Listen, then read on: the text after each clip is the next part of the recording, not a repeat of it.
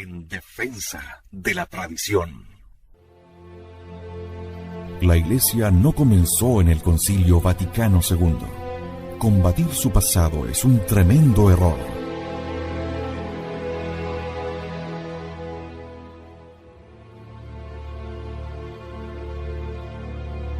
En defensa de la tradición, nos dedicamos a demostrar el terrible daño que ha producido el abandono de la tradición de la Iglesia.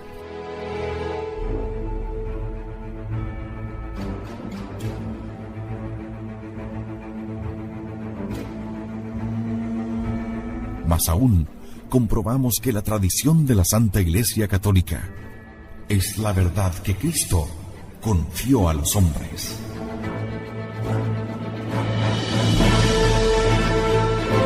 En defensa de la tradición. En Convicción Radio.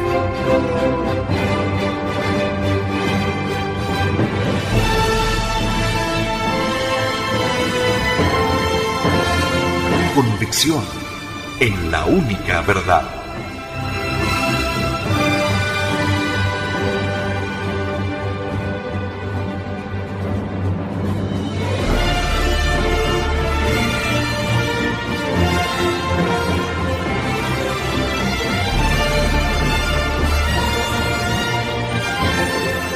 Porque la Santa Iglesia Católica Apostólica Romana es la única iglesia de nuestro Señor Jesucristo.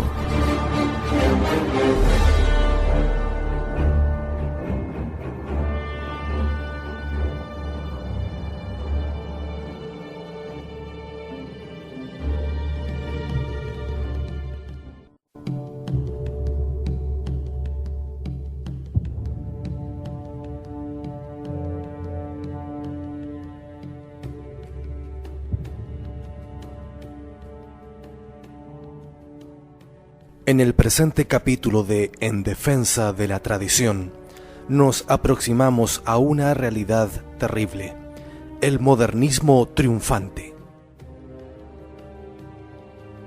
La encíclica Humani Generis había aparecido en 1950. El año 1965 marcaba la clausura del Concilio Vaticano II, que sembraba la duda sobre los puntos fundamentales reafirmados por el Papa Pacelli. Nunca antes en la historia de la Iglesia una encíclica dogmática se había visto desautorizada con tanta rapidez y tan completamente por aquellos mismos a quienes condenaba. ¿Cómo puede ser que la nueva teología, censurada de modo tan solemne y definitivo por Pío XII, en perfecto acuerdo con Pascendi de San Pío X, se haya convertido en la teología oficial del Vaticano II y del postconcilio? Esa es toda la historia del Concilio Vaticano II y de la Iglesia Conciliar, bautizada así por los neomodernistas en el poder. El Vaticano II marca una neta ruptura con la Iglesia Católica, como lo confiesan sus propias autoridades. Los papas del postconcilio, Pablo VI y Juan Pablo II, ya no citan prácticamente el magisterio tradicional. Para ellos, la Iglesia comenzó a existir en 1962, año que inaugura una nueva primavera espiritual.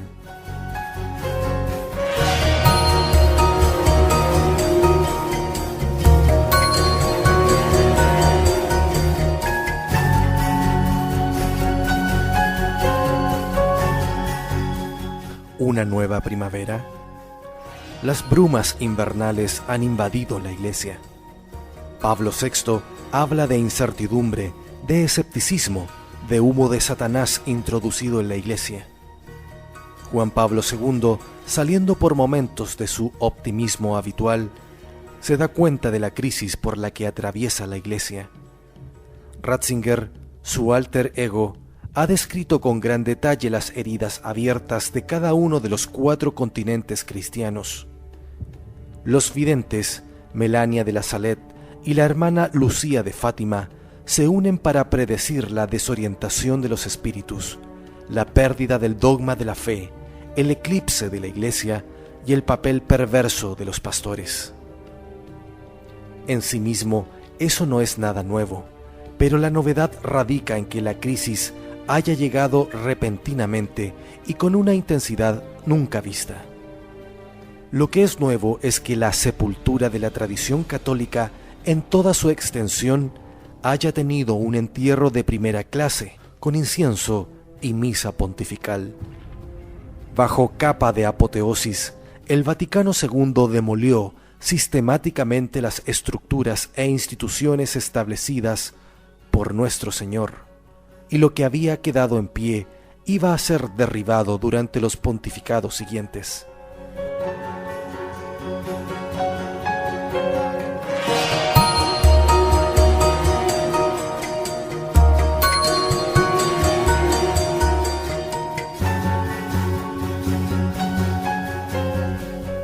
La voluntad de fidelidad a dos concilios, el Vaticano I y el Vaticano II, que difieren tan claramente uno del otro, es simplemente imposible.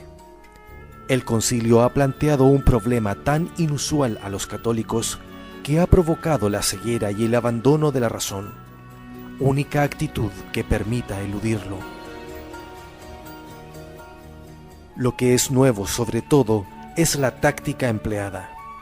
El genial golpe maestro de Satanás ha sido destruir a la Iglesia con pretexto de obediencia, la virtud católica por excelencia. Siguiendo las consignas de las autoridades romanas que socavaban la fe y las estructuras, todos, obispos, sacerdotes y fieles, sabiéndolo o no, colaboraban con la pérdida de la verdad y de la fe. Como si se pudiera disculpar a la conciencia de obedecer las órdenes perversas de los superiores, como si destruir a la Iglesia y renunciar a la fe pudiera llegar a ser meritorio y virtuoso, como si fuera mejor equivocarse con el Papa que tener razón contra él.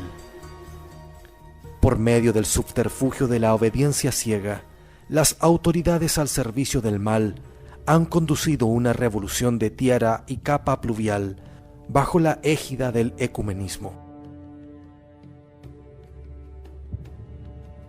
En este periodo de posconciliarismo podemos preguntarnos cuántos fieles guardan aún la fe de su bautismo. Pablo VI quizá nunca haya hablado mejor que cuando preveía un periodo no muy lejano en que la Iglesia sería perseguida y reducida a un pequeño resto, la Iglesia del silencio.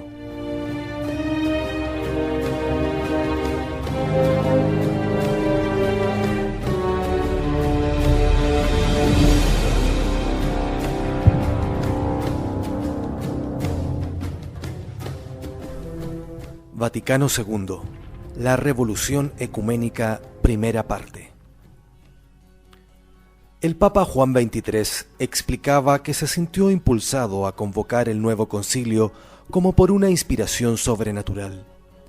Abriendo simbólicamente la ventana de sus departamentos, quiso expresar su voluntad de que en el concilio la Iglesia se abriera al mundo y llevara a cabo su ayornamiento, su puesta al día. Antes que él, pero con mayor circunspección, dos papas habían pensado ya en la convocación de un concilio. Pío XII estudió la posibilidad, pero 20 años antes que él, en mayo de 1923, Pío XI había reunido en consistorio secreto a sus cardenales de curia para solicitar su parecer sobre la oportunidad de un concilio general. La opinión común en esa época se oponía a ello, como lo muestra el cardenal Villot, que se hizo el portavoz de los demás. Comillas. La razón más grave y que me parecería militar absolutamente a favor de una respuesta negativa es que la reanudación del concilio es deseada por los peores enemigos de la Iglesia, es decir, por los modernistas, que ya se preparan, como nos lo confirman los índices más certeros, a sacar provecho de esta asamblea plenaria de la Iglesia para hacer la revolución, la nueva revolución francesa, objeto de sus sueños y esperanzas. Sería de temer que se introdujeran procedimientos de discusión y propaganda más conformes con los usos democráticos que con las tradiciones de la Iglesia.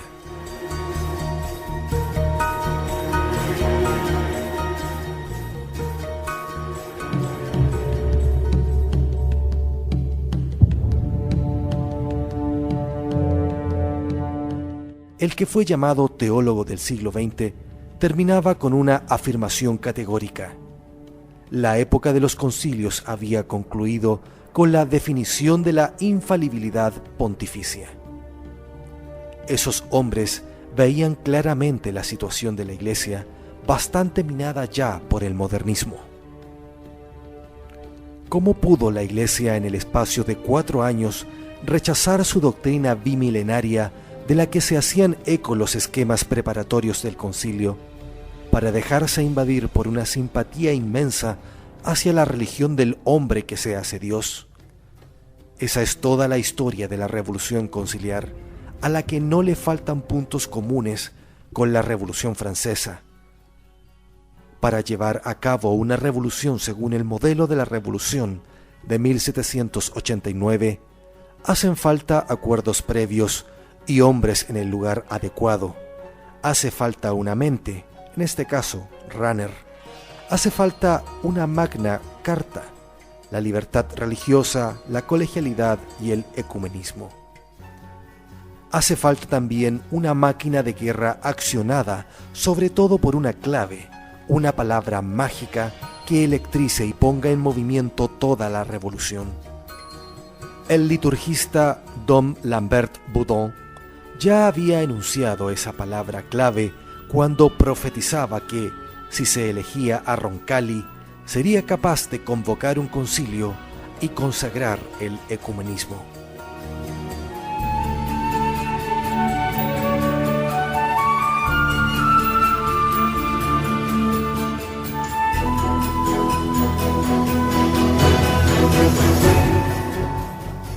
El leitmotiv de la Revolución Pacífica.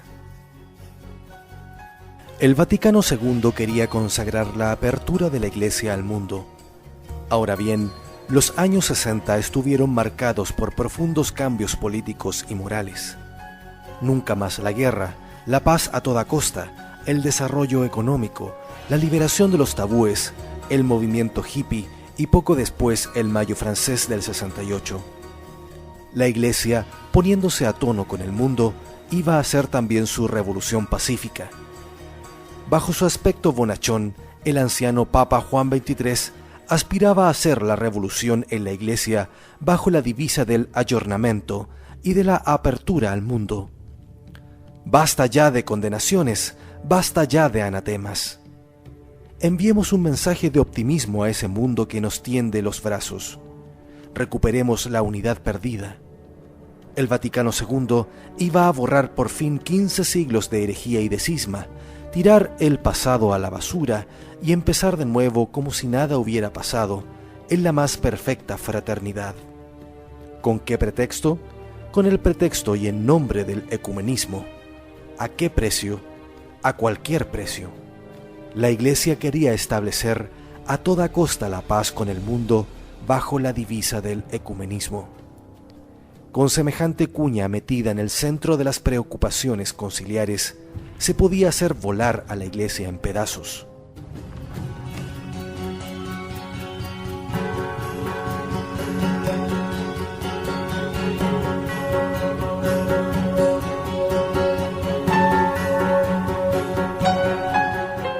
Ecumenismo quiere decir universalidad o catolicidad. El esfuerzo ecuménico significa el trabajo para promover la universalidad de la Iglesia.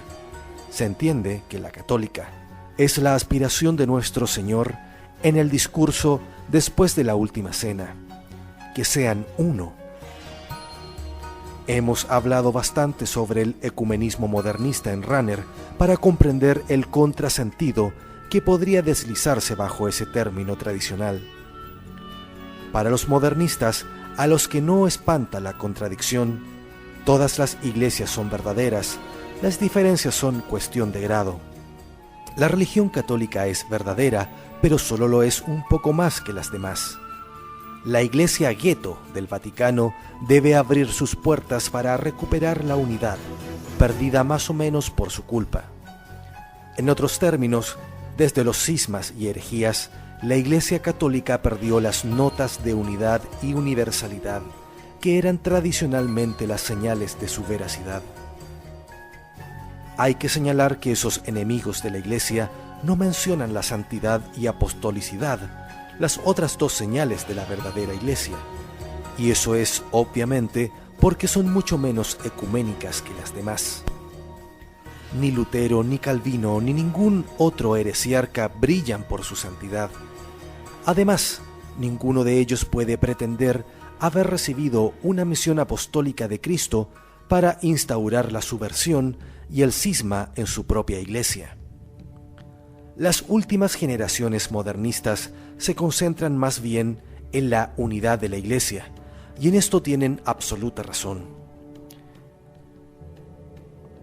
En efecto, la unidad constituye la nota esencial que define propiamente a la Iglesia católica y le da toda su cohesión.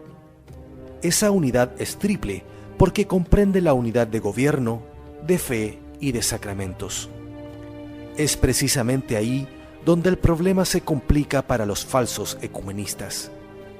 Su pretensión es realizar la cuadratura del círculo, unir los contrarios. Ahora bien, hay tres maneras de unir elementos distintos. Se puede transformarlos en algo nuevo aplicando la fórmula solve et coagula, disuelve y une. Se puede también conservar el núcleo común disolviendo las diferencias. Por último, se puede dejar que vivan juntos respetando las diferencias.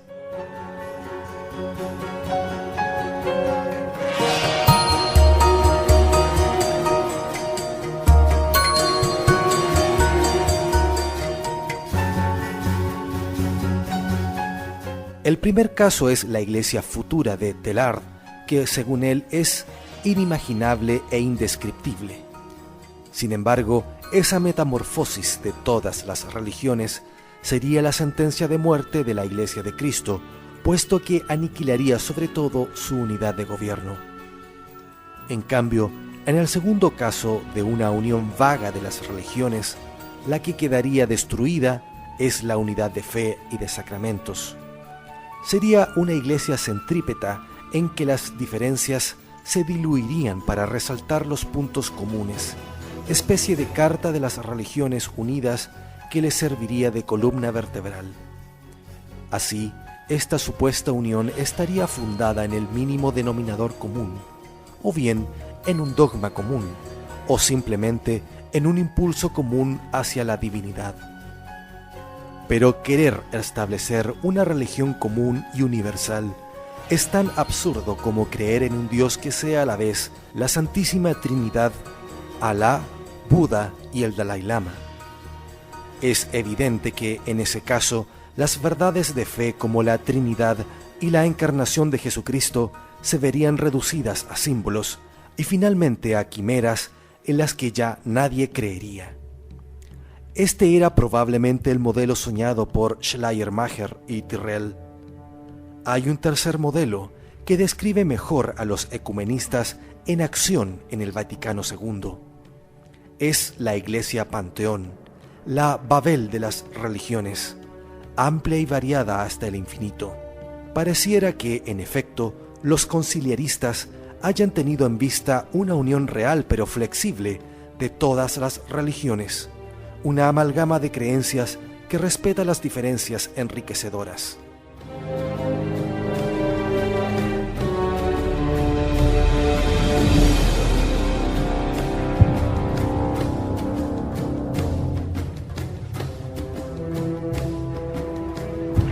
Se trata de la iglesia amplia y plural de Rahner. Este modelo, por desgracia, lejos de ser una solución satisfactoria, parece acumular los inconvenientes de los dos casos antes citados. De esa manera, se destruye tanto la estructura eclesiástica como su fe, porque la verdad, menos aún que la estructura romana, no es algo diversificado, es exclusiva. No admite grados ni soporta la contradicción. Los ecumenistas que hicieron y deshicieron el Vaticano II debieron forzar las palabras y las cosas para hacer aceptable una iglesia amplia y plural. Con muchas ambigüedades y maniobras secretas, lograron imponer a los padres conciliares la identidad de los contrarios. La Iglesia de Jesucristo es solo la Iglesia católica y no solo la Iglesia católica. La verdad en materia de religión es solo la fe católica y no solo la fe católica. La gracia de Jesucristo se transmite por la única Iglesia católica y no se transmite únicamente por ella. O bien, si no identificaron los contrarios, los relativizaron, considerando que una iglesia es tan buena como la otra y que una fe es tan verdadera como la otra. Estas dos vías, la contradicción y el relativismo, conducen al relativismo absoluto. Nada es cierto porque es cierto todo y lo contrario de todo.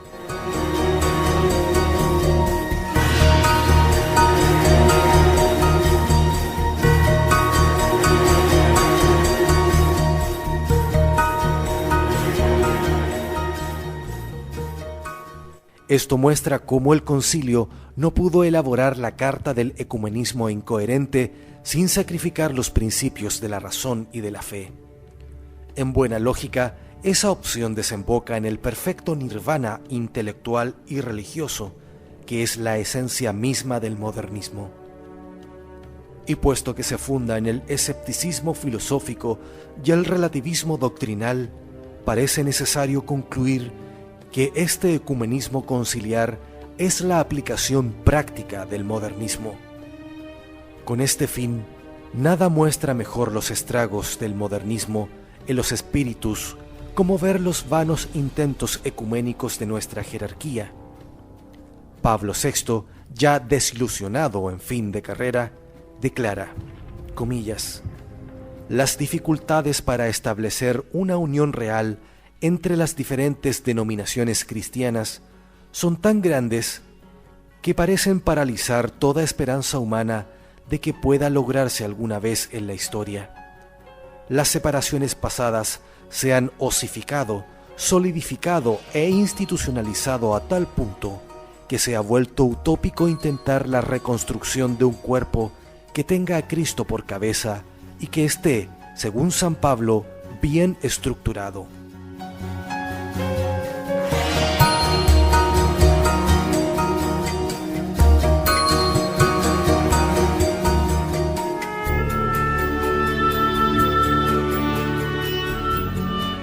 Ese texto revela, más que su sueño de amalgamar las iglesias cristianas, que el Papa no ha comprendido aún que es simplemente absurdo pretender unir los contrarios. Solo un espíritu afectado por el mal moderno puede querer realizar a toda costa la cuadratura del círculo.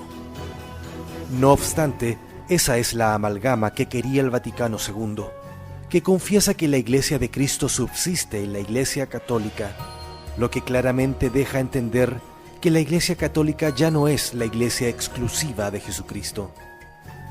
En abril del año 2000, el entonces cardenal Ratzinger explicó perfectamente lo que está en juego en ese texto y reconoció su contradicción ineluctable, pero no se conmovió más de la cuenta. Comillas, no obstante, la diferencia entre subsistit y est encierra todo el drama de la división eclesiástica. Aunque la Iglesia sea solo una y subsista en un único sujeto, existen realidades eclesiales fuera de ese sujeto, verdaderas iglesias locales y diversas comunidades eclesiales. Puesto que el pecado es una contradicción, no se puede en última instancia resolver enteramente desde un punto de vista lógico esa diferencia entre subsistit y est.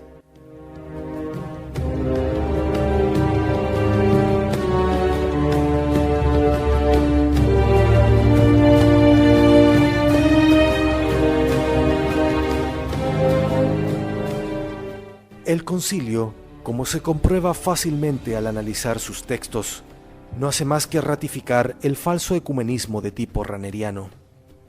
Afirma que las iglesias separadas no están desprovistas por completo de valor en el misterio de la salvación, pues el Espíritu de Cristo no se niega a servirse de ellas como instrumentos de salvación.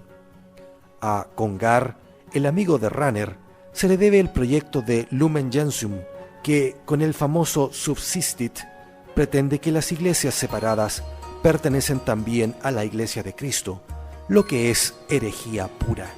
Por esta razón, los términos empleados son equívocos a pedir de boca.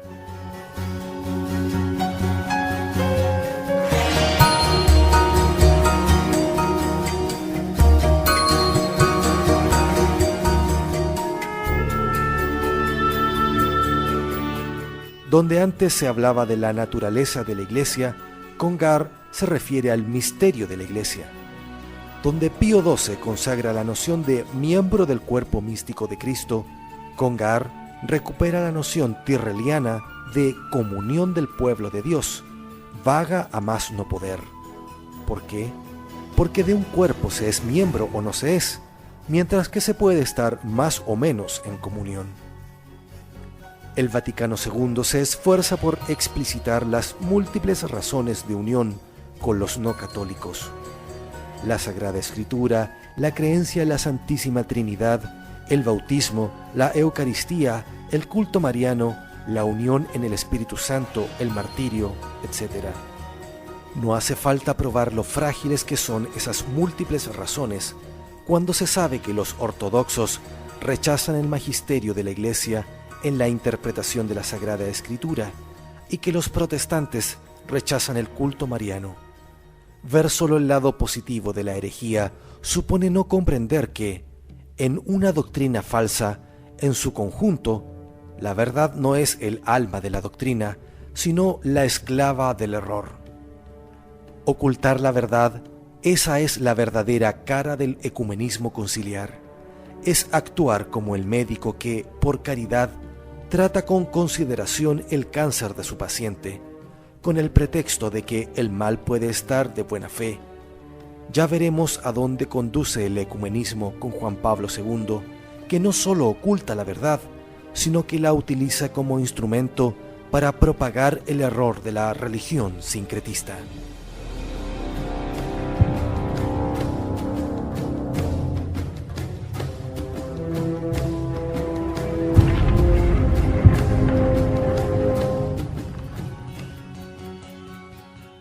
Continuaremos en nuestro próximo capítulo con el Vaticano II, la Revolución Ecuménica. Muchas gracias por la audición y seguimos en defensa de la tradición.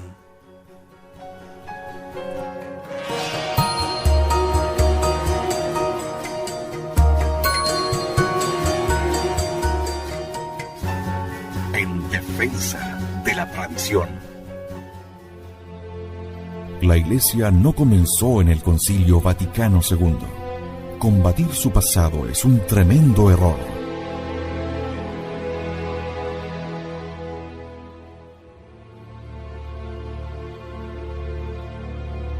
En defensa de la tradición, nos dedicamos a demostrar el terrible daño que ha producido el abandono de la tradición de la Iglesia.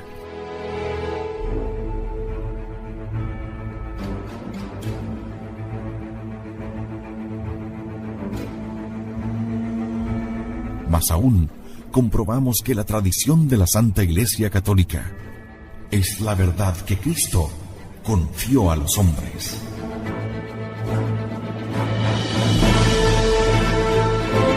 En defensa de la tradición. En Convicción Radio.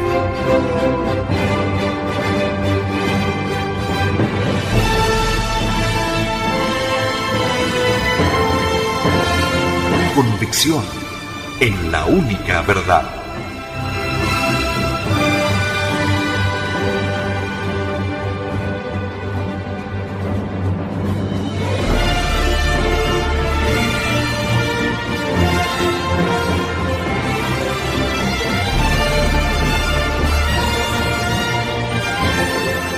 Porque la Santa Iglesia Católica Apostólica Romana es la única iglesia de nuestro Señor Jesucristo.